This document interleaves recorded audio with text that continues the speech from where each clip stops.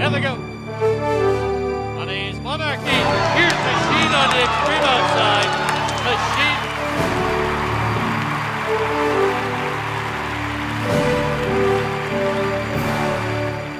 The relationship that you make with a horse when you are riding and training it and competing with it is like nothing else you can compare it to. Like, you are a team working together and your brains are connected and you just have to think and the two of you are moving together and it's just the best feeling. He's hit the jackpot. He's gonna have a long, successful career as a retrained racehorse. That's my plan.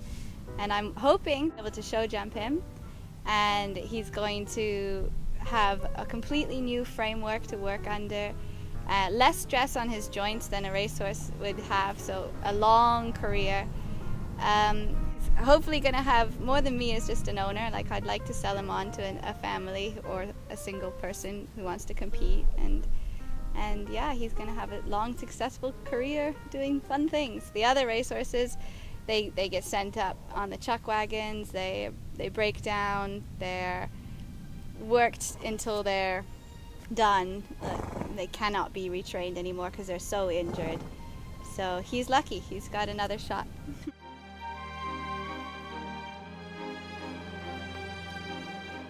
I'm really excited to be able to have this part of Machine's life. I mean, he's only 3 years old, so he's got so much learning to do within the next couple of years.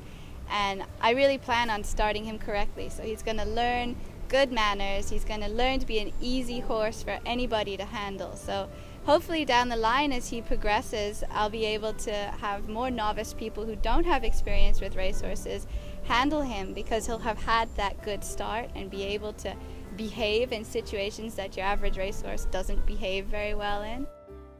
Without racing, we wouldn't have these wonderful horses. The breed wouldn't continue and wouldn't be bred as cleanly and amazingly as it has been in the past.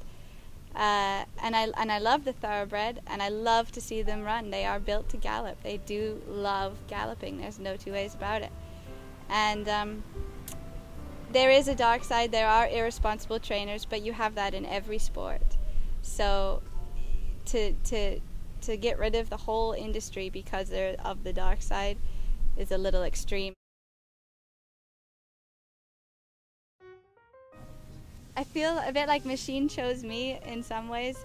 I heard about him through the grapevine that he was looking for a new home because the yard that he came from were cutting down their numbers.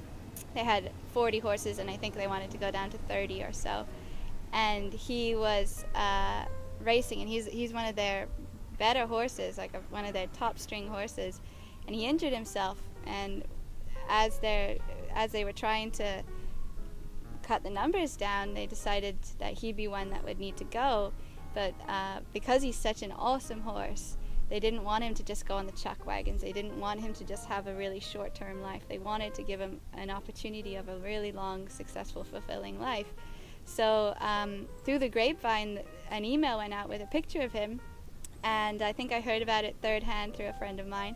And she said she knows that I've retrained racehorses in the past, and she's like, we should go have a look at it.